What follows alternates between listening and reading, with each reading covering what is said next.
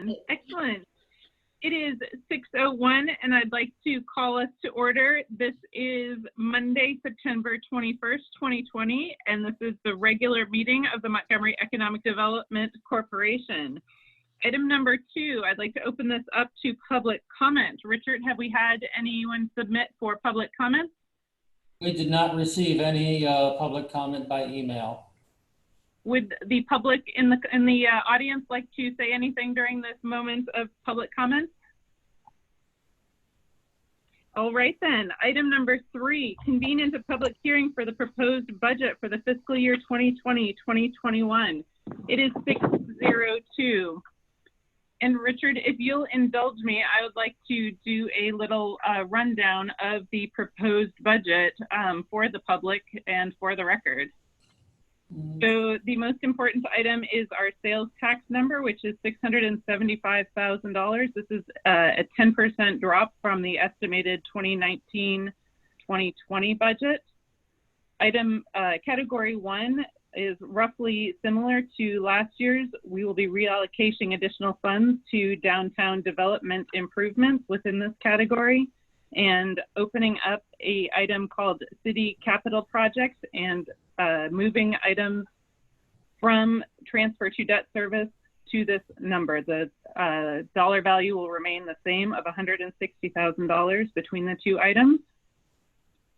Category 2 will remain roughly, will increase quite significantly. This large increase affects an actual increase in sales tax dollars, most of which has been received to date. Category 3 is largely unchanged. Category 4 is roughly similar, but we will be placing more of an emphasis on spending on our website. Category 5 will be slightly lower than last year, and more emphasis will be placed on outsourcing to achieve results, which are regularly inspected for quality and compliance with board goals. And we will be emphasizing reaching visitors through social media rather than print media, and at this item with those professional services. And for the record, I'm sorry, we do have a quorum. We have Ms. Hutchison, Mr. Walker, Ms. Brown, and Ms. Huss in attendance.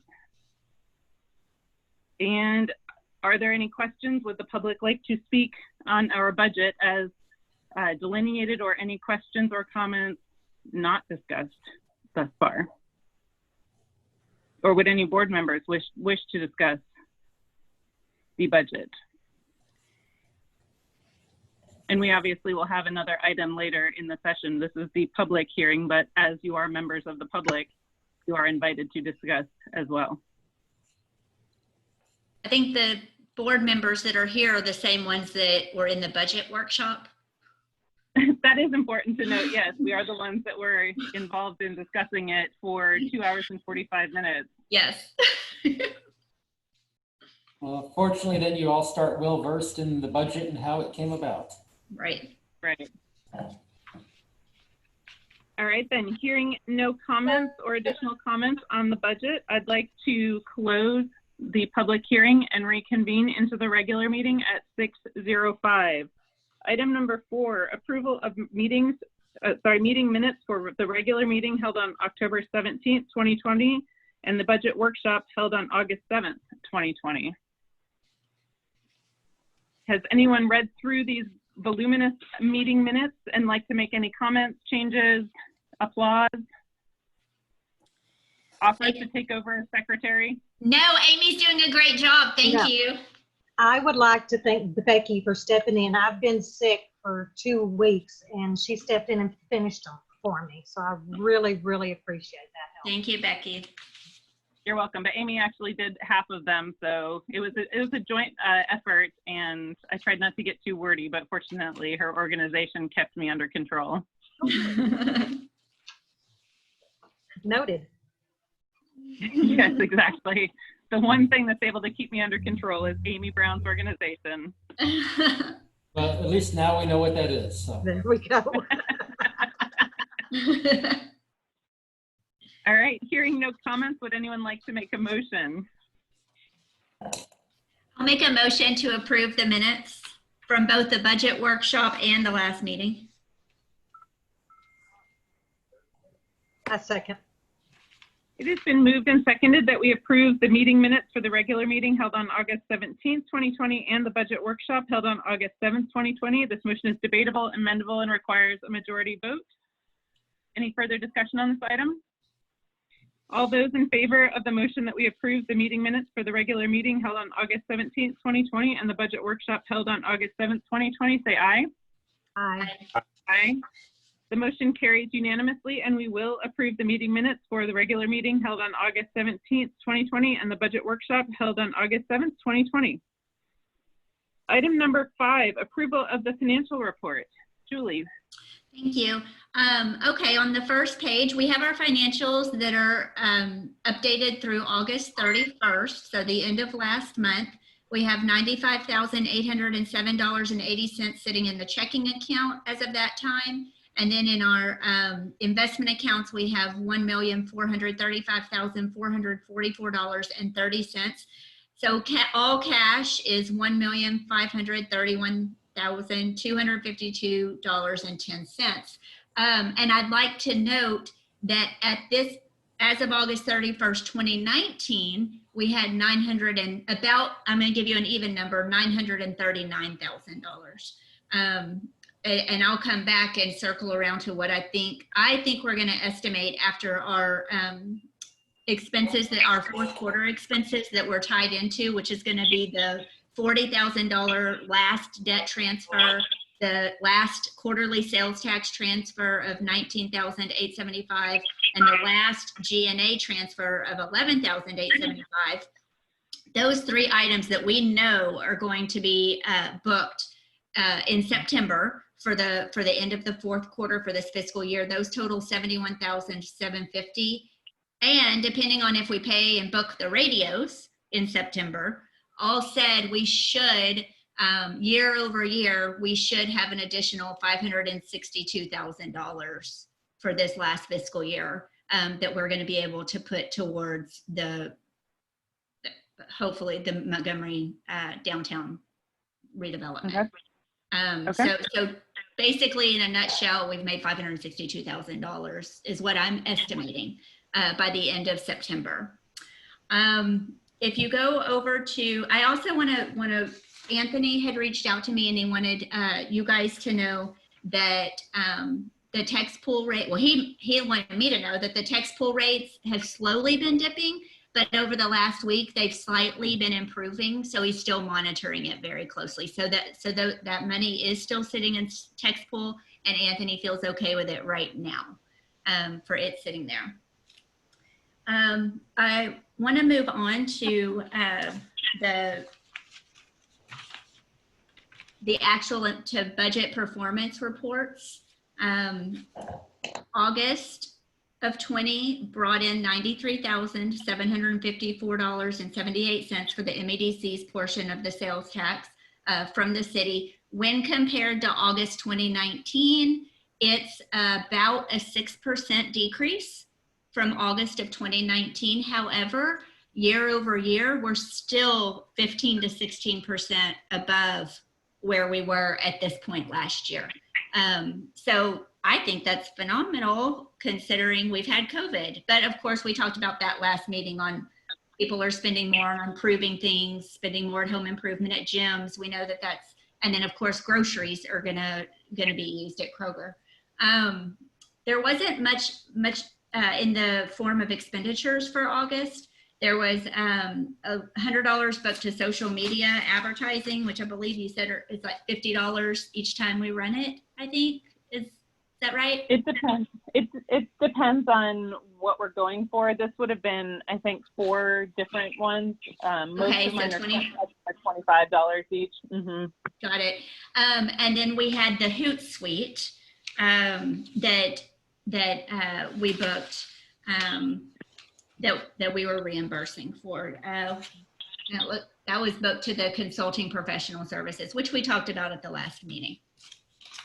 So not much in the form of expenditures to go over. And then also on the account balances report on the first page, Anthony did put his note that the sales tax transfer that will be hitting the books in September, and he did go on and deposit that into the bank account on September 11th was $56,278. And I went back and looked at what our adjusted September of 2019 collections were once we extrapolated out that HEB error, and it was right about $56,000. So very, very similar numbers for the month of September. Quick question. What is the First Financial Bank expenses? Where is that at? It's page 22. It's the cash flow report. Okay, hold on.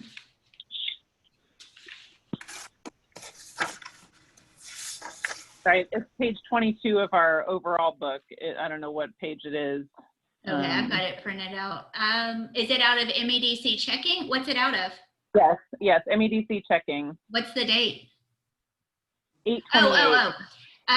This is the, so if you take the Hootsuite 370, that's book 370.97. If you look in the office supply account, we had to back out, there was $44.98 that had been duplicated and sent to the general fund. And so instead of doing two different entries, Anthony netted them together. And then that's what the cash out was, $325.99, but that's the net of the $370.97 less the $44.98. Okay, got it. And he has it in the notes probably. It disappears off the memo line in the printout. Correct. He does. Got it. He does. Anything else? Whew. I love that you guys are so on top of everything. I mean, that's a complicated answer, and you guys are right. Well, Anthony and I, we went over it together, and so we were able to nail all of that down with that duplication. Oh, one other thing I wanted to mention, for the minutes, if we can get this recorded, and maybe Richard can, maybe he needs to say something too, I'm not sure, but Anthony and I did visit. There was a question at the last meeting about the $7,800 that the MEDC had approved for Southern Rum Runner, and then the $8,000 the MEDC had approved for the Mudbugs and Music Festival that clearly are not going to be happening in this fiscal year, but they were approved by MEDC. He said we just need to probably make a note in the minutes that we did in fact approve those two items and that they will likely take place next fiscal year. And we don't have to go back and reapprove. Okay. So those are liabilities on the 2020-2021 budget that were previously encumbered by the previous year's decision. Yeah, but it won't be on the books until, it won't be on the books until the festivals themselves, until those two event coordinators turn in the bills for us to be able to put those on the books. Okay. Yep. Perfect. So I wonder if we should adjust, I mean, I don't think that this is a budget adjustment per se, but I wonder if we should take that money out of the $34,000 that we have in the events line item and break it out into the specific events, because that money is not available in the $34,000 because it's already been promised to those events. We could, but we don't even know if the event, I mean, quite frankly, we don't even know if the events will run off for next fiscal year. I think, Anthony, I believe on our budget for 2021,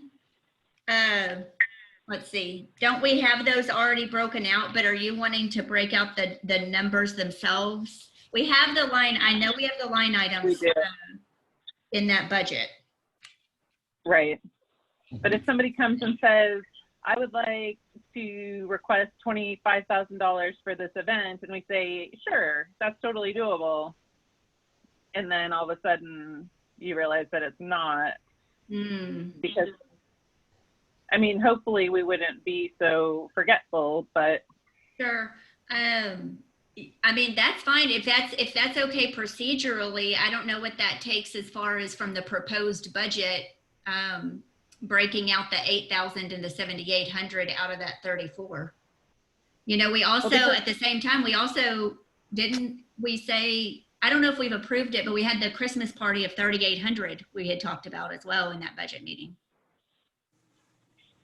That's actually the Christmas parade. Or I know it says Christmas party, but it is the Christmas parade. But we didn't specifically allocate money towards that by a vote. We just discussed it as an upcoming event to vote on. I mean, I'm fine if you want to move. If we want to move the 7,800 and the 8,000 out of the events parent account of 34,000 and go on and allocate it to those sub accounts, I'm fine with that. I think so. That's fine. Well, let's not complicate it now. Let's maybe bring it up at a next meeting and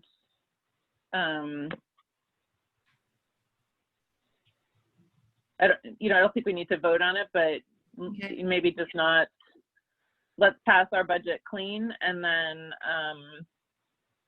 then adjust it later. Does that require an amendment? I don't think so, because we're spending less than the $10,000 and it's all within the same category that would require an approval by City Council. Okay. Yeah, no, I think that would just be an approval by this board, because you're just, you're operating within the parameters of your approved budget. You're just really delineating the funding and where that funding is going. Okay. Right, and truly what we're doing is we're delineating what has already been approved by the board. Yes, it has been approved.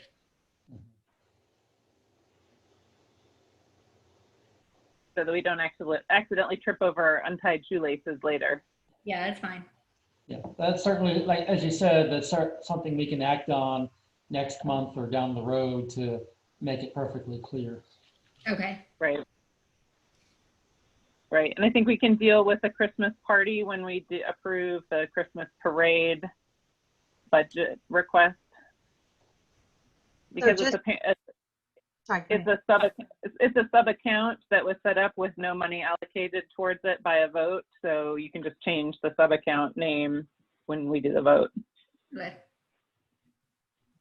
So just to be clear for the minutes, we're not going to allocate the money at this meeting for the Southern Runners and Mud Bugs. We're going to wait for that. I think for the purposes of the minutes is to make it clear that Julie and Anthony discussed the outstanding item from last meeting, which was whether the budget is on the hook for what was previously voted on by the board. And the answer is yes, it's on the hook for the money whenever the event takes place and the receipts are submitted. Right. So if it takes place in 2021, then it's this budget. If it takes place the next year, I guess it's the next budget. So I guess unless it comes before us if something changes with those events and we decide to cancel the approval by a vote. Is there a way? I mean, at some point it expires. It has to. You can't just have it out there forever.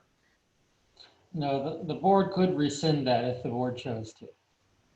I think that might be a legal question that we'd have to get Alan in on, because I'm not sure what the technical terms of the dissolution of the contract are. Well, the contracts themselves didn't they specified a date, so that date was not where we're extending this to. I would think. I mean, certainly questions I'm happy to run by our Right. And I guess as stated earlier, since we're not talking about making that funding adjustment in a line item tonight, then we don't have to have these answers tonight either. So, but I'll try to touch base later in the month with that. Right. So maybe Amy, just be specific that the money is not required to what Julie said before, and Anthony decided after their discussion, and we can kind of truncate the rest of the discussion to be dealt with when Richard and Alan bring it back up, or Richard finds out the rest of the questions, answers to the questions, and that can be the follow-up for next meeting from your handy template at the bottom. But of a we're not minute, going to separate out those funds at this time. right? Correct. Okay. Just so I'm clear. Yes. A long Okay. discussion with no purpose at the end of the day. I just want to be clear what I'm doing now, so I don't question it later. It might seem like it has no purpose, but we're trying hard to make it very, legally and technically correct. Right. Yes, it does have a very good purpose, which is to all of a sudden uncover that there are more questions that we need answers to before we can act. Which is sometimes more useful than acting and then realizing that you should have asked more questions later.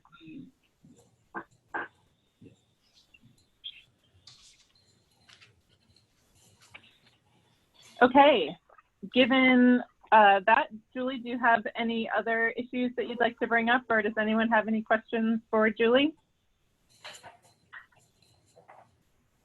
I will entertain a motion if anyone would like to make one. Or I can, since everyone seems busy.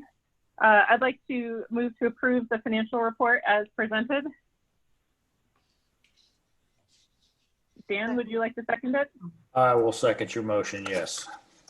It has been moved and seconded that we approve the financial report as presented. This motion is debatable, amendable, and requires a majority vote. Is there any further discussion on this item? All those in favor of approving the financial report as presented, say aye. Aye. Aye. The motion passes unanimously, and we will approve the financial report as presented. Item number 6, consideration and possible action to approve the proposed budget for fiscal year 2020-2021. The MEDC held a budget workshop on August 7th, 2020, during which each category of revenue and expenditures was discussed and organized into a draft budget. That draft budget was reviewed by the MEDC Board of Directors on August 17th, 2020. The Montgomery City Council then reviewed and approved the MEDC draft budget on August 25th, 2020. So the budget public hearing was earlier on this agenda, and now finally the draft budget is here presented to the MEDC Board of Directors for consideration to approve.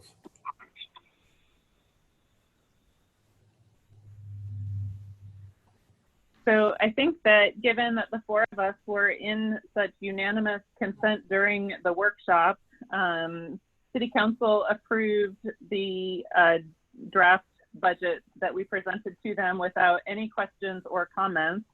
And then obviously our public hearing went swimmingly. Does anyone have any comments or questions or anything like that that they'd like to make public before we go forward? Would someone like to make a motion to approve the MEDC budget for fiscal year 2020-2021 as presented? So moved. Second. It has been moved and seconded that we approve the budget for the Montgomery Economic Development Corporation for fiscal year 2020-2021 as presented. This motion is debatable, amendable, and requires a majority vote. Any further discussion? In favor say aye. Aye. All those opposed say no. The motion carries unanimously, and we will approve the budget for the Montgomery Economic Development Corporation for fiscal year 2020-2021 as presented. Item number 7, consideration and possible action to set a review process for the SOQs received on Downtown Development Planning RFQ.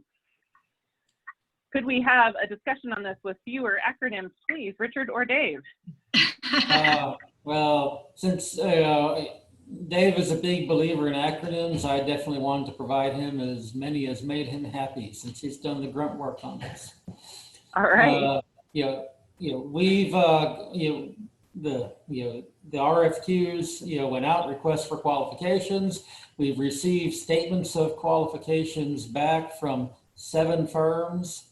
What we really need to do is have some discussion going forward with regards of having a review process.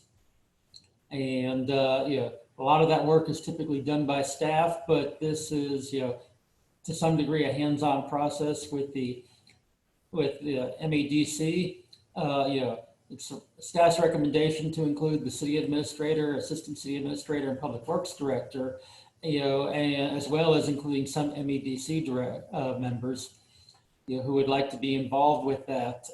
My concern there is just not exceeding a quorum. So, we're looking for, say, up to 2 members. If 3 want to be involved, that doesn't cross a quorum. You start crossing that quorum threshold, you start having some other particular issues with postings and just the ability to have discussion. And this is, just for the review to bring back recommendations to the MEDC's board, which would require a full board consideration. There was a review criteria included on page 9 of the RFQ. So we already have a basic outline there. What would take place here, and hope to do it in a pretty tight timeline, is September 21, which is today, determine a basic review process and review committee. And then that committee would meet. They'd all look at the statements of qualifications, interview firms that are selected, decide upon a final, hopefully a finalist that could be represented and passed on at the August 19th meeting to the MEDC for final consideration. Be able to, and then in the month between October and November, negotiate a contract ultimately for MEDC approval, and then put that contract up for city council approval if that's necessary. And Dave, is there anything else that you would like to add to this as well? I think it all sounds good. Okay. And then I'm gonna try adding by screen share here the list of the firms that we received submissions from. Can everyone see that? Those are LDS Architects and Planners, Clark Condon Landscape Architects, the Goodman Corporation, LJA Engineering, Planning, Landscape Architecture, Cadella and Weinheimer Landscape Architects, Gunda Corporation, and Goodwin Lassiter Strong Architecture and Engineering. 3 of these were on companies that we had made contact with to in hopes that those companies would submit a statement. And then there were additional 4 that were not ones that we initially contacted, but we always expected, and we were pretty excited to get 4 good submissions back from companies that we did not initially reach out to ourselves. Great. I'm Yeah. glad to see there's a broad grouping. Mm-hmm. So I think it's a good group to start with. You definitely have a good number. It's be tough to interview 7. I would expect a committee to probably review all the submissions, narrow that down a bit, and then interview several from those, and hopefully then make a final decision from a short list. Are you intending to do this in person or remote? I think, especially because we have a bit of a time limitation here, doing it remotely is probably the best and quickest way to do it, unless the committee specifically wanted to do it in person. At a staff level here from the city, we did interviews for the drainage study that was most recently issued by the city. We did those remotely, and most of those went off without a hitch. And when you're dealing with companies, who required to have a certain level of technical expertise, if it comes down to that they can't seem to run a Zoom meeting well, it might make you suspect their ability to participate with all the other work as well. So, it's like I think at this point in 2020, pretty much everyone should be able to run a virtual meeting. In some ways, I think it's advantageous to us because it allows a pretty wide range of sharing of information, and where they might not put their full technical team to come to an in-person meeting, they could certainly do that through a virtual meeting from multiple locations. Right. Plus, they're not billing us for travel time. Well, there's always that as well.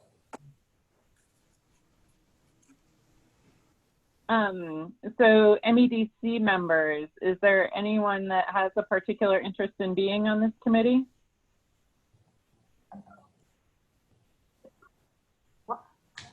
I was wondering if Dan would be interested. Don't you have some background in this type of?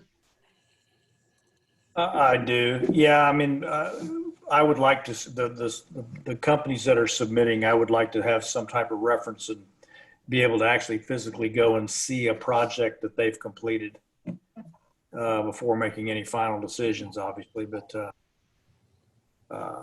yeah, I mean, I wouldn't mind at least being part of it or know what's going on. It's a good idea, I think. Yeah, and they were asked to submit, examples of work previously done. So if there's any that are certainly within a reasonable range, it's definitely something we could consider doing either as a group or individually, depending on locations. Julie, how about you? My schedule does not allow me to add any more time to this Okay. between my Amy, kids and work. Okay. Amy, how about you? Come on, Amy, you volunteered me. Nah. Hush, Dan. It's okay to say no. I'm just asking for your honest opinion. I mean, I don't want to leave anyone behind who really included. I just don't know if I'm the best person for that spot. Well, there's one thing I about would quit, but What about, can Rebecca do it as our president and as someone on city council, at least right now, with a huge with such a vast history and a great working knowledge? Is that something, Rebecca, are you? I'd be willing to do it. Are you willing to do that? I think I could fit it in. This month is doable. Next month is a little bit tricky, but I think I can work my schedule around it. I was also going to ask if the mayor might be able to be included on it as well, both for relationships with the people in the area that we're considering, and then also just knowledge of the issues. Yeah. absolutely. That'd be I think great. the mayor's inclusion, if she has the time, would be potentially good, especially because this can go back to council for review. So. Absolutely. Well, and also, this is something that, for people who don't have the history, we had a TxDOT plan that was not well received downtown, and it was not right for our city, in my opinion. Mm-hmm. And it was not at all discussed or marketed to downtown. It was basically attempted to bypass downtown, and then when downtown found out about it, it was tried to shove down their throat. I mean, part of what will make this plan successful is to discuss it with the stakeholders of all types, and the political leadership has to be part of that. We can't just spend our money on something that people hate. Even if we love it, that's not good enough. This is, we're part of the city, and, we have to sell it to the people who will use it and live there and work there. Absolutely. So I know I'm speaking like a politician, and I am one, but it's important to remember how badly things went before and partially why. Exactly. I think that's a good plan. TxDOT told me that if these people don't like it, they need to talk to their elected representative. And I said, well, I am their elected representative. And he said, well, I don't mean you. And I thought, well, let's do things differently next time. Yeah. And I think the comprehensive plan is a lesson in how to do it through the meetings and the discussions and, not springing things on people. Sure. Exactly.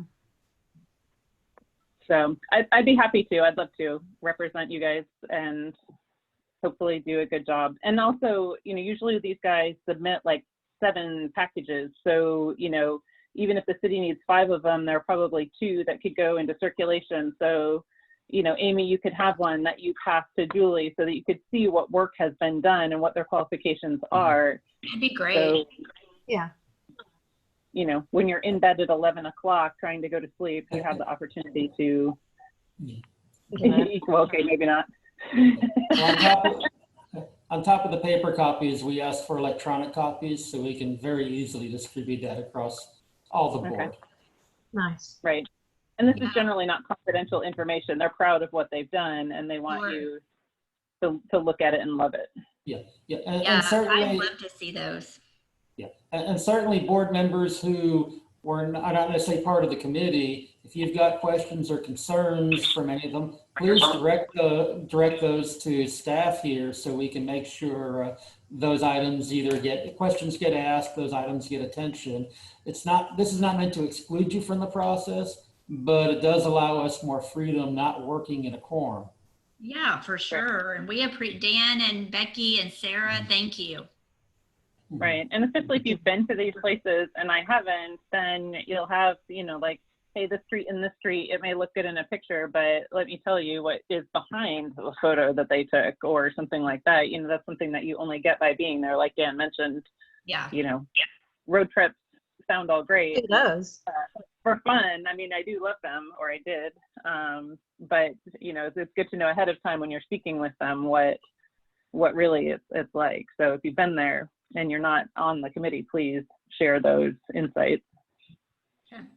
Well, it's always good to also I love this question. talk to people who are impacted with the work that they've done. So, Yeah, that's actually an even better thing to know. Awesome. So the item on the table is a consideration of possible action to set a review process. But Richard, I kind of feel like this is a direction, or do we need to set a formal review committee through action by council? I mean, by the board. I think this could really go.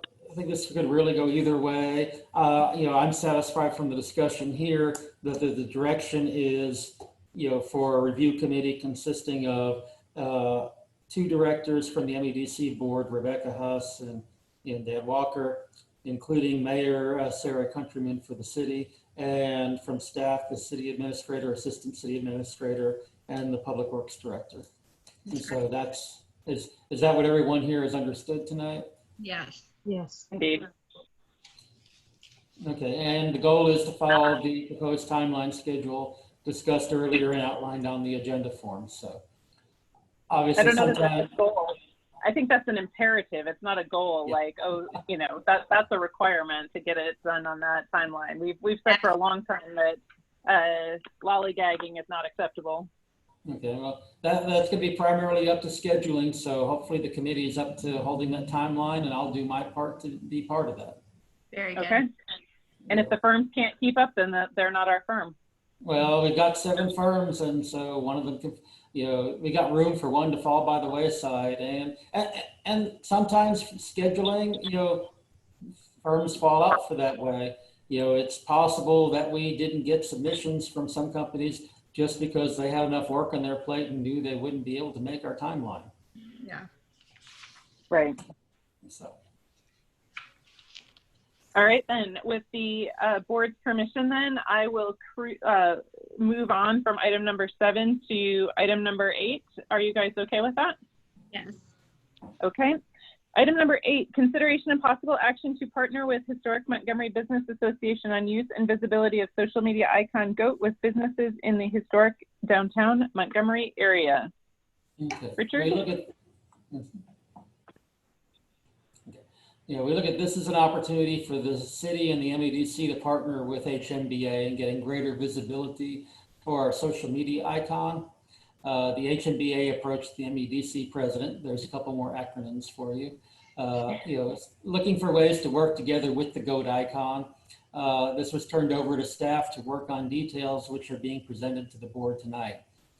We propose from staff to produce up to 12 additional GOAT cutouts, which would be distributed in plain form to by the HMBA to businesses within the downtown Montgomery area. These will be produced by staff in groups of 3 at a time as they're needed, so we're not overproducing.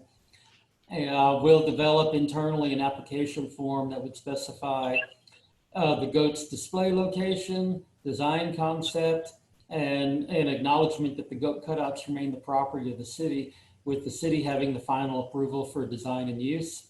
The estimated cost for these cutouts, which the MEDC would cover, is just around $1,200, approximately $240 for the plywood and $960 for staff labor.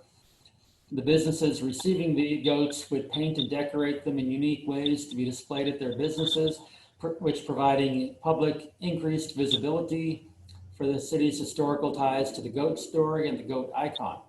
One of the long-term uses for these goats would be to have them available to be displayed visually at festivals within the city. They could be photo spots, conversation pieces. They'll help increase the visual identity of the goat with the city. And while they're not being used at festivals, they'll be at the local businesses. For those who may have seen them in other cities, essentially like a cows on parade, where you have cows with various decorations. Well, for Montgomery, this is our start in terms of doing something similar, but with goats, perhaps. So, Richard, there does seem to be a slight inconsistency in the discussion in terms of, I read it originally as that the city would take applications from business owners who come to you and say, I'd like to have a goat. You say, please fill out my form, and if it meets my suitability criteria and location criteria, then here's your goat. But it also reads to say HMBA is sort of responsible for distributing them. And I'd kind of like it clarified into which one. And by clarified, actually what I should really say is that I would prefer that it's much more directed by the city to have a binder that says, this is where our goats are. One person came here and filled out a form and they got a goat. Another person came, rather than HMBA saying, there are 3 goats, whoever wants them can have one, and we'll give you the paperwork later. Yeah. I think that we'll have better control and visibility and enthusiasm if somebody actually has to decide that they want one, decide what it's going to look like, and then come and get the paperwork filled out and pick up the goat, than doing it the other way around. Well, the advantage of this being, in the hands of the MEDC and, the city administering it, is we get to set those rules up front. So I certainly have no problem with that being the case, and the HMBA can help direct people to our direction regarding the goats. Right. I mean, I think that using them as a, like, hey guys, there's this great idea. Here's how we can work. We can set up these goat tours. We can set up a goat, like just ideas for activities with them. We can take them all to Fernland for a photo op or whatever they want to do internally to encourage people to, to get on board and then come down to the city to put in their goat applications. I think that's great, but if we want to say that we have creative control and ownership, it needs to be clear that the application is here. Yeah, and I do think it's important for us to have some level of creative control and the ultimate ownership, because we don't want something, say with the Montgomery identity, being used in ways that would not be well received in the community. Richard, how would you present these? Oh, I'm sorry, go ahead, Amy. That's fine. I was just confused because it did say MEDC to partner with the HMBA, and I don't understand where the partnership is coming from. Well, partnership in that sense is more meant to be in terms of, where HMBA, would help encourage businesses to come to the city with regards to wanting to have a goat. So it's really more of, I guess, them helping to, to push that out there and direct people to the city, to participate with that. I suppose their enthusiasm, their ideas, Yeah. And it was originally their idea to give us the bridge between an official, goats on parade with the, whatever they're made of, the plaster, actual statues of goats that they have, like with the cows on parade, and where we are now, which is a fair ways away from that idea. this is a good interim step. Mm-hmm, mm-hmm. And that was their idea. So my question was going to be, Richard, how are you going to present these cutouts? I mean, they're just going to be in primers. It's just going to be a blank slate to where on their application, they're giving us an idea of how they're going to decorate these or paint them or whatever. Yes, in the application process, it could either give it to us, with a worded description, in terms of how they intend to paint them and decorate them, or in some ways, provide a description of the goat to be how it's going to be shown, or they could do that artistically. They may have some desires to have some pretty intricate designs, or that are better shown through artwork, or it might be better described by wording. And either way, part of that form is that the city is going to want to have a review of it before it gets displayed publicly. And then, as I was saying earlier, we will maintain ownership of it, and we'll have be able to provide direction at certain times during festivals. They may be removed from the businesses in order to be displayed perhaps in front of their businesses, maybe at a more central gathering area that may be used for other photo opportunities that can be promoted by the city through its social media. But probably 90+% of the time, they're going to be at these businesses, and it'll be a conversation piece, an artistic piece. I'm hoping to see what, where these are displayed. We get them, people taking selfies, and it'll promote both the city and these businesses cooperatively. But I think another thing to put in the stipulation is indoor storage of them. I mean, it seems to me obvious that if you put effort into decorating it, that it wouldn't stay outside and get destroyed. But I suppose better to be safe than sorry. Or walk off somehow. Yeah, Right. Halloween all gone. Yeah, maybe they need to be brought in every night. They don't need to stay out unattended. Yeah. Yeah, Right. They're not necessarily all weather goats. Right. But Dan, back to kind of your construction question, the original one that Public Works made is marine grade plywood and 3 feet per sheet of plywood. And the labor is partly cutting, but also the sanding takes quite a bit of time to do a good job to get the splinters and stuff off. But I don't think they were planning on priming it. But I did get, I could almost hear a scream from the Public Works barn when I asked about how much labor it would take to do this project. So, yeah, I'm not the most popular person. Of excitement or dread? Yeah, nobody hit their head. Work fainting. for them. They're excited?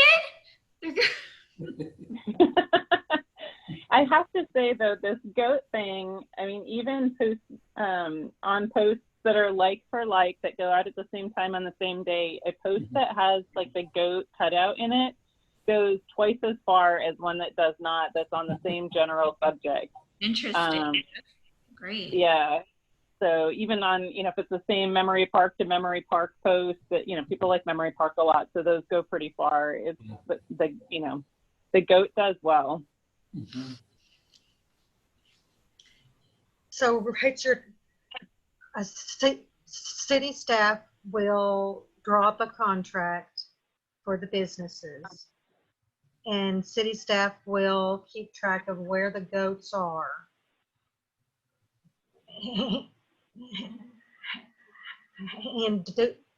And will these contracts have a term limit, or do they just keep them until they feel like turning them back in, or what?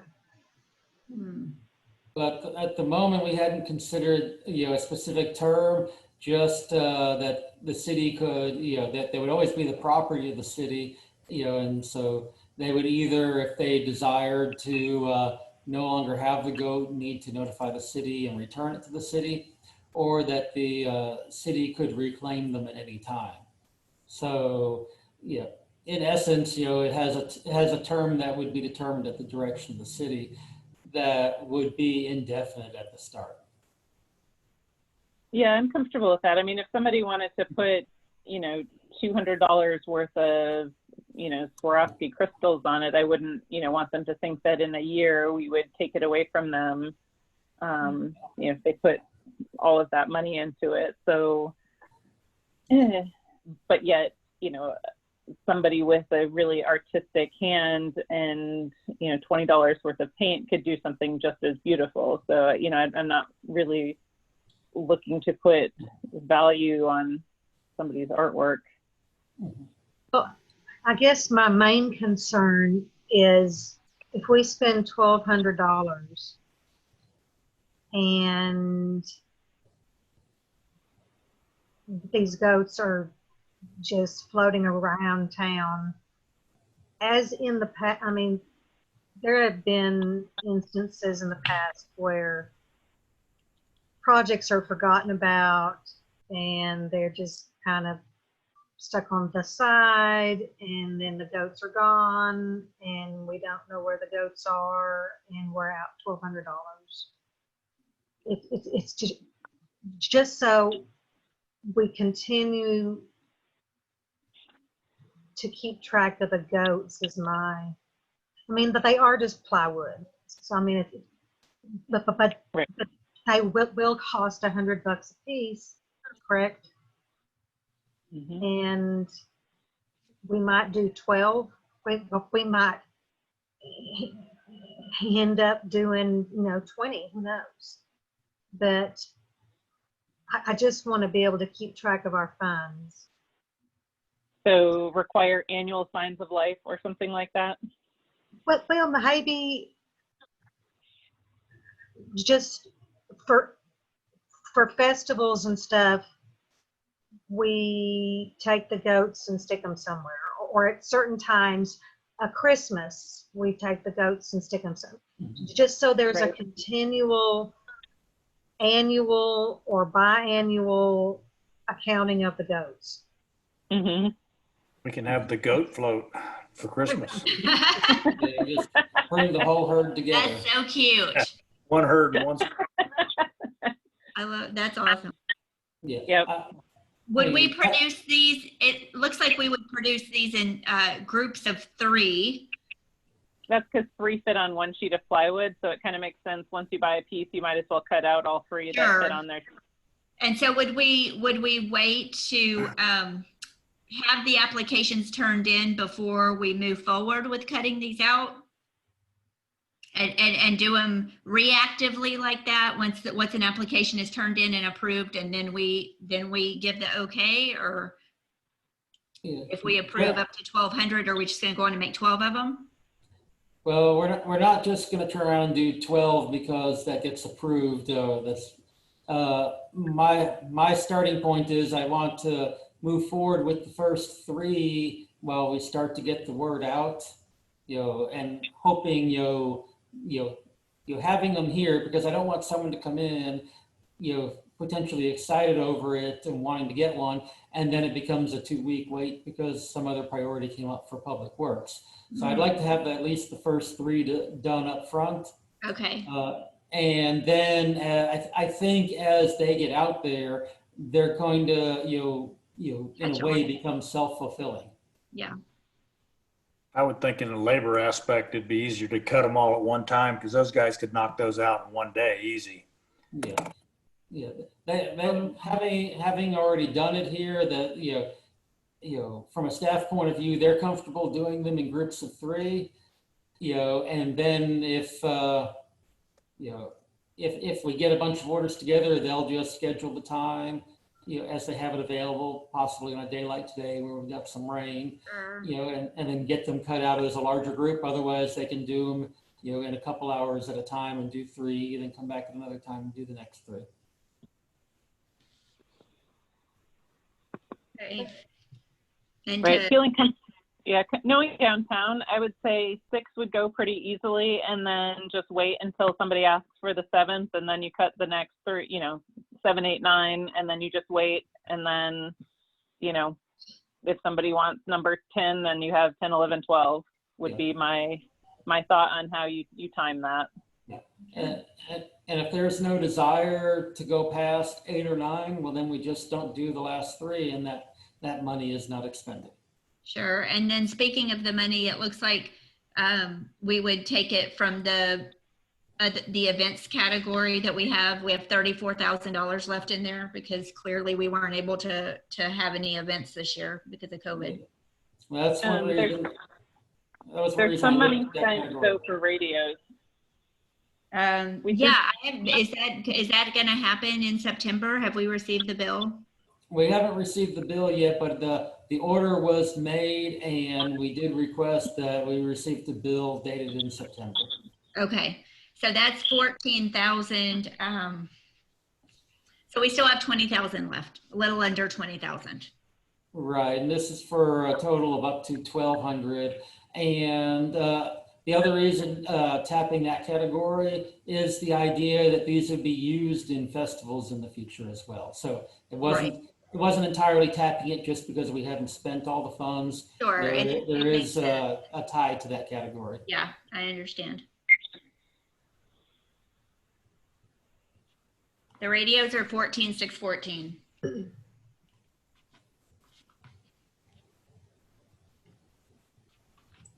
So Richard, have you taken notes on all of the requested adjustments to the idea in terms of the application and signs of life, annual proof of life?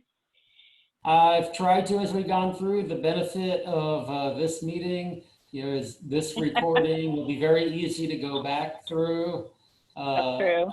And so I've actually probably taken less notes than I normally would, but only because I know I can go back and replay this a couple times to make sure I get all those Okay. items. Okay. And I'm comfortable with all those we discussed being included. Okay.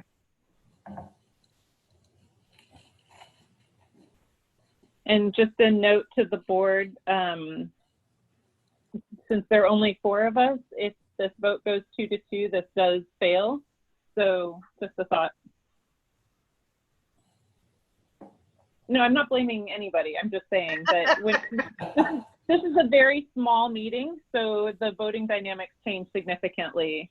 I just wanted to, because we did have one of these very early on in my tenure as board president, and I was stumped when we had a tie, and I felt silly for a moment. So anyway, just a comment. Does anyone have any more questions or comments or directions for Richard on how to go forward on this if we do decide to go forward? Can I ask a question? I'm sorry, public comments are over, but you may ask someone offline after the meeting is over. Awesome. So what we have agreed to, or what we are proposing, Yes. is up to $1,200 from the Category 3 Events Fund, and city staff will initially produce 3, then more as needed in groups of 3, with the applicants specifying the display locations, design concept, and getting the approval of city staff, and possibly accounting for all the goats at least annually. I believe that's what Does we that sound good? discussed. I'm comfortable with that. I am as well. Okay. So I would like to make a motion. Okay. Good, I'm glad you're doing it. Okay, here we go. Recapped it. I would like to move to approve up to $1,200 in MEDC funds coming from the Category 3 events category of the current fiscal year to produce up to 12 goat cutouts with 3 being initially created. The goat cutouts will be overseen by city staff, produced in groups of 3. I'm trying to get all this. Staff will develop an application form which would specify the goat's display location, design concept, and acknowledge the goat cutouts remain the property of the city staff having final approval of design and use, and city staff annually accounting for all the goats cutouts that are outstanding, and produce more as needed. What else? It's not real professional, is it? No, it's wonderful, Amy.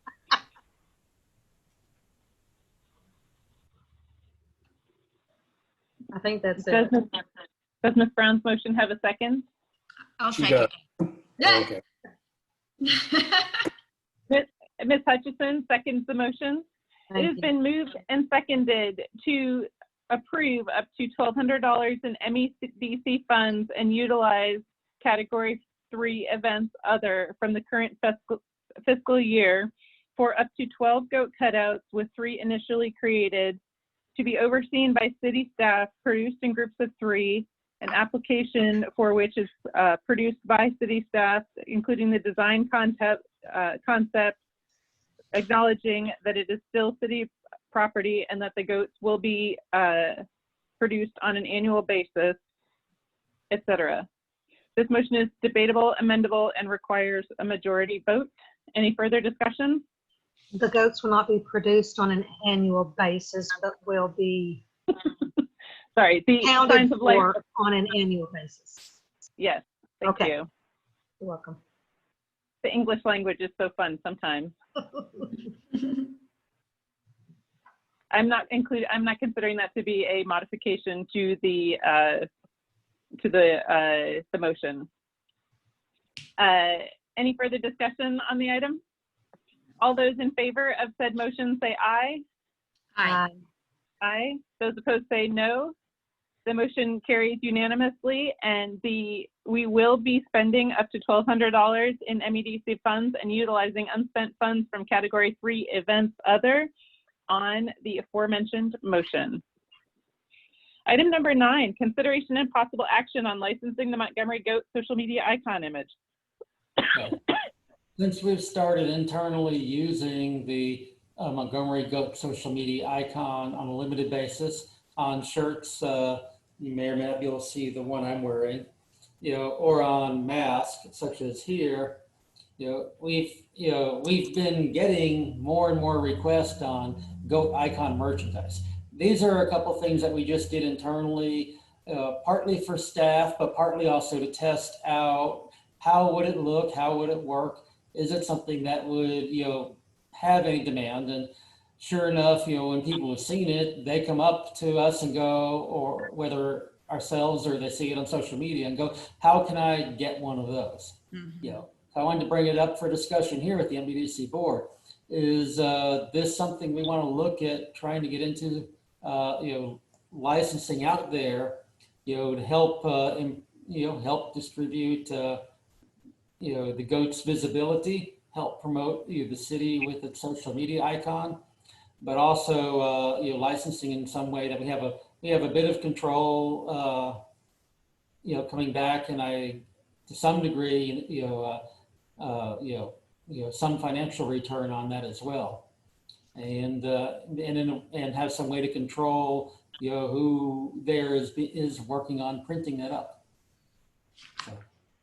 I think that we have to do it because otherwise it's going to happen anyway. So if we make the icon available and make it a commercial proposition, then people know that it can be done legally, and that we expect it to be done legally. Otherwise, I mean, it will be done illegally anyway, but if people know that it can be done legally and through easy enough and affordable enough channels, then I think enough people will be doing it properly.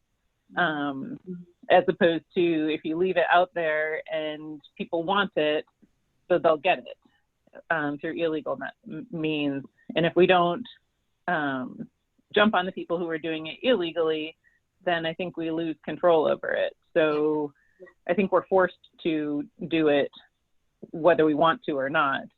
Julie, do you have clients that do this? If they do, I'm not part of the process. Okay. So, is this a license for the use, or is this a trademark like what we did with the birthplace of the Texas flag? I think we have to do both.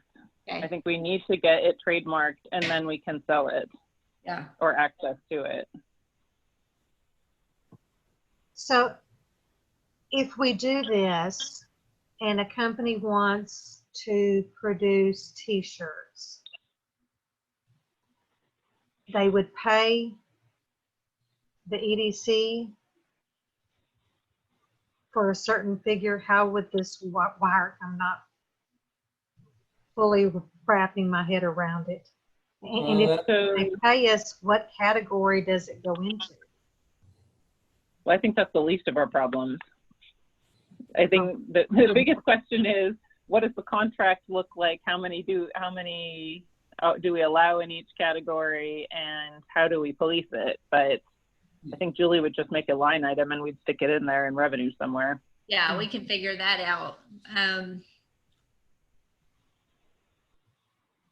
Yeah, I think if your biggest problem here is what to do with the revenue, that's not that big of a problem. That's an easy, relatively easy question to answer. In terms of specifically how to work this out, that's going to be a little more difficult question.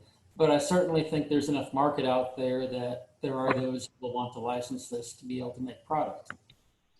Right. I mean, oh, sorry, go ahead. But no, your question is probably better. I doubt it. I was just going to ask, do we have an estimated cost of what those the trademark, what it costs to get those? I'm trying to remember back when we were doing this, but it was I think it was a year and a half ago of getting those. I remember we spent a little bit of money to secure those trademarks. Well, we've done some looking around, recently, and that's probably going to be in the range of $800 to $1,000 in order to work, in order to make sure we can get that through. And okay. Yeah, I think absolutely the very first step would be to get these trademarked, and then go from there of how to set up contracts and who's going to do that and all that. But the very first step, yeah, is getting these licensed and trademarked. Although we might be able to ask whether we can be doing them simultaneously, like you buy something and it says patent pending or something like that. Because I think that the cat's out of the bag on this and people are already. I think you're right. So, and another question would be then, what kind of fee are we wanting to charge? And I've been thinking about it, and if somebody wants to be selling bumper stickers, we clearly can't charge the same price as somebody who, like if Lone Star Beer wants to have a Montgomery goat beer. Those are clearly not the same type of market, so the same type of price. Right. Doesn't apply. But on the other hand, I don't want to chase down somebody and say, well, if you're selling 1,000 bumper stickers, then we'll charge you $5. But if you sell 2,000 bumper stickers, we'll charge you $10. I think flat fee structure is probably easiest on a rough estimate of what the dollar value of the item is. So, again, a beer might be, I don't know, we'll just say $1 million because it's an easy number, and bumper stickers might be and t-shirts might be $25 because that spreads our logo reasonably far, but they're not making as much money as a beer company. Right. You know. But let's go ahead and get this trademarked. And while that's going on, we can do research on contracts and how we want to set that up, speak to The fee attorneys and that kind of thing. But let's get this very first step done, because that second step is going to be a messy step. Well, we're prepared to get working on it straight away. I would think Richard, that sorry. go ahead. No, Dan, go ahead. No, I would think that the firm that you're using or whoever to do the patent or the would have some type of an idea also of what certain things would be charged, licensing fees anyway, for the t-shirt guy or whatever. I mean, they could give you a general idea. Or are you just submitting an application and that's it? No, we're looking at working with a professional who can get this moved through. We've had history in the past of sending up applications that, because we don't know the process, really don't move. So, Right. and at the same time, I mean, I don't know if they would have specific knowledge in that or not, but they may be able to refer us if they don't. And maybe they can just give us a generic contract that we can use, you know, if, say I want to start selling mugs that have the goat on them, and I think, you know, I promise not to sell more than 1,000 items, and so I fall into, you know, whatever tier the MEDC decides on, then, you know, you can look at the, you know, okay, mugs are this type of item, less than 1,000 items, okay, she pays this fee, okay, well, you know, use this contract, fill in this fee, go. Okay, well then we're prepared to get moving with those directions. So Richard, are we okay then with the cities, that's another question for, not for this body. So do we not need then to take possible action giving Richard direction to spend money for? Yeah, that was my question. Being that this was not specifically a budget item, I would prefer to get the specific direction from the board to move on this. Well, there are specific trademark attorneys. We don't need a patent attorney. Thank goodness, because those are really expensive. But there are specific trademark attorneys who handle this kind of thing. I don't know if the city attorney has anybody in their office that is a trademark attorney.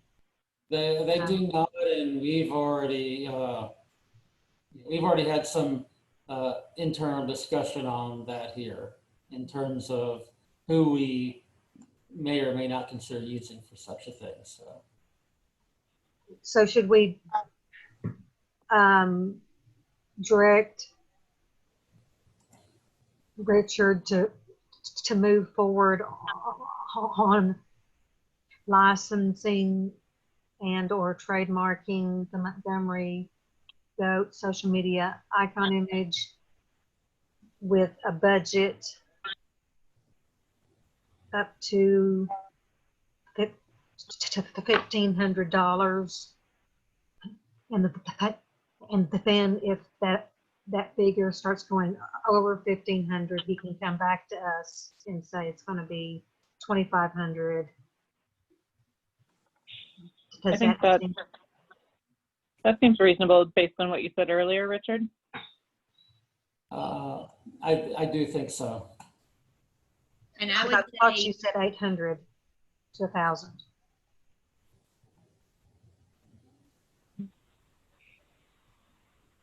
Is that correct?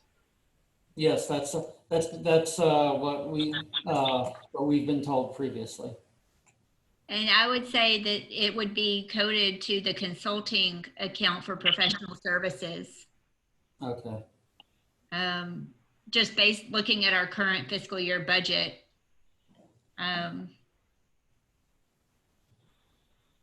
So would that be in this fiscal year budget or the 2021?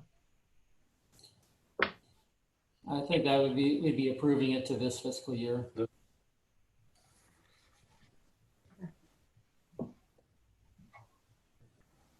I'm good with that. Okay. So Amy, are you making a motion to direct the city administrator to pursue licensing and trademarking the Montgomery Goat social media icon image with a budget up to $1,500 coded to 56004.6? Yes, ma'am. Okay, just double checking. I'll second that then. It has been moved and seconded that we direct the city administrator to pursue licensing and trademarking the Montgomery Goat social media icon image with an amount up to $1,500 coded to account 46004.6. This motion is debatable, amendable, and requires a majority vote. Is there any further discussion on this item? All those in favor of the motion that we direct the city administrator to pursue licensing and trademarking the social media the Montgomery Goat social media icon image with an amount up to $1,500 coded to 56004.6, say aye. Aye. Those opposed say no.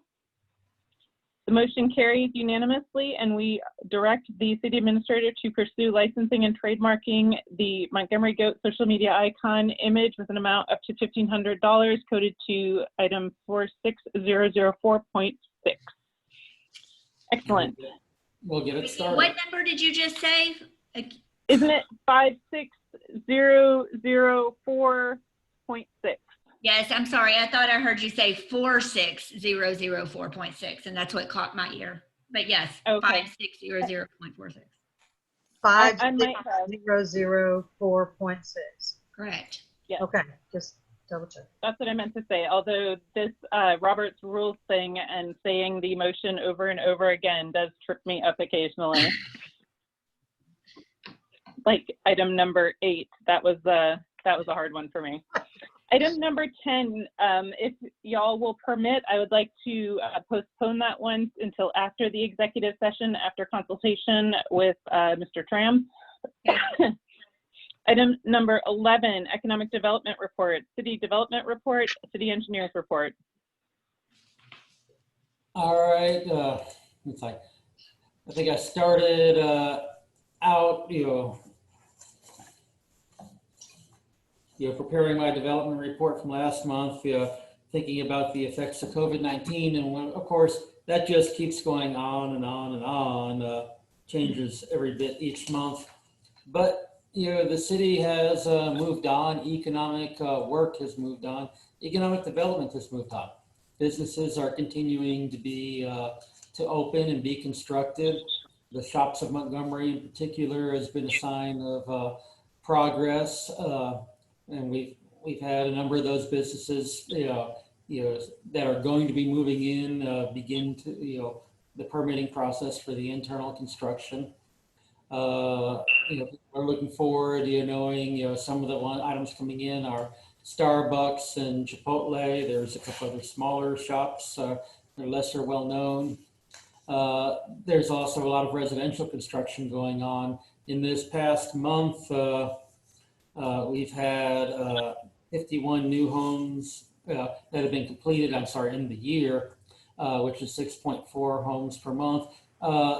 The 11 homes that were completed in August, as well as 11 new being permitted, that actually bumped our average ups for the year slightly from last month. And so, it's like we have construction going on in, multiple parts of town and development that'll be moving forward in multiple parts of town as well. Particular notes in this last month, as you are all well aware here, has been the setting of the budget, and that process going forward. On the engineering side, we also have, through the funds that have been through the GLO with the flood mitigation grant, the study on how to apply those funds is nearly completed. That should be presented to City Council, or will be presented to City Council in October. Under the home grant, 3 of those 4 homes that are under construction are well under construction, and I anticipate will be completed within the next 4 to 5 weeks, weather and timing permitted on the part of construction. One of the homes is just early in construction, but it's already begun construction, and so those are moving forward. With regards to downtown improvement, we've had action here tonight that will continue to move that process forward as well. And at the end of the development report, we have a list of, again, continuing from last year, a list of businesses opened in 2020. I believe there's 8, maybe 9 businesses that are there. It may not be entirely complete. There are some places that may be able to open without coming through City Hall, but that's probably a pretty small number. We pull these off of permitting and utilities listing. So, and then, behind that is the engineer's report. Perhaps of particular notes there, there was a bid previously approved that will begin work in the near future on expanding the size of the water lines from the downtown water line project. It'll allow full extension of the full size of water mains connecting the eastern and central through the western part of town. And the bids on the water plant 3 project are being held while we review and do an internal inspection of a ground storage tank, making sure that we're properly addressing that tank. If that tank is easier and better to rehabilitate rather than replace, some of those funds would be redirected elsewhere as in use. And so if some of you have particular questions, I would try to take those. Otherwise, that's the report for this month.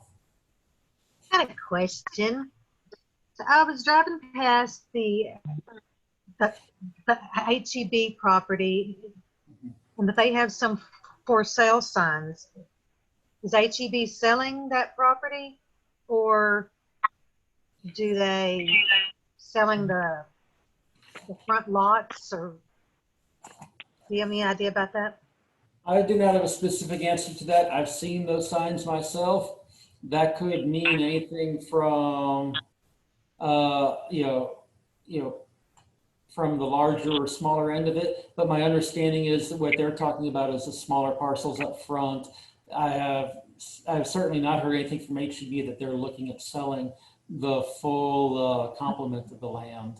And so we did have a call, I want to say that I took about 6-7 weeks ago, related to someone looking at property there. And their question was specifically towards the parcels to the front and what kind of utility service would be available. So I believe it's much more likely that we're talking those smaller parcels than the whole piece of land. Right. And that would not be unusual for projects of that type. Oh, yeah. I was just curious. No, it's a good question. So appreciate you asking. I'm just nosy.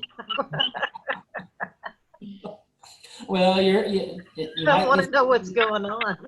You might be thinking because it's your nosy, but it's directly tied to economic development in the city. So There you go. Richard, on those, I know I've brought this up before, but on those home grant homes, would it be at closing when we receive the money that we forwarded and put up front to the title company on those 3 homes? Well, not at closing of the property. I believe it'll be application at the end. I did ask that question, and as I was following up on things, I almost said earlier this week, last week, I asked, but I had not received an answer on the question, so I've made a note here tonight to follow up on that one again. Thank you. I think that's just one of those things related to ongoing projects with so many hands in it. It's sometimes difficult to pin people down to an answer, but as I said, I made a note here, and so I'll be okay. Thank you. With that. You're welcome. Okay, does anyone else have any questions on these items? All right then. Executive session. The MEDC Board of Directors reserves the right to discuss any of the items listed specifically under this heading or for any items listed above an executive closed session as permitted by law, including if they meet the qualifications in sections 551.071, consultation with attorney, 551.072, deliberation regarding real property, 551.073, deliberation regarding gifts, 551.074, personnel matters, 551.076, deliberation regarding security devices, and 551.087, deliberation regarding economic development negotiations of Chapter 551 of the Government Code of the State of Texas. Item number 12, adjourn into closed executive session as authorized by the Texas Open Meetings Act, Chapter 551 of the Government Code, in accordance with the authority contained in the following. A, Section 551.071, consultation with attorney, and B, Section 551.072, deliberation regarding real property. We will adjourn into closed executive session at 7:27 p.m. Okay, I've sent everyone an email about 25 to 30 minutes ago that has the link. You still have to leave this meeting, click on that link to go to that one, and then we'll come back for any action and adjournment at the end. There is a document attached to that email that I sent, which will be discussed. Okay, thank you very much.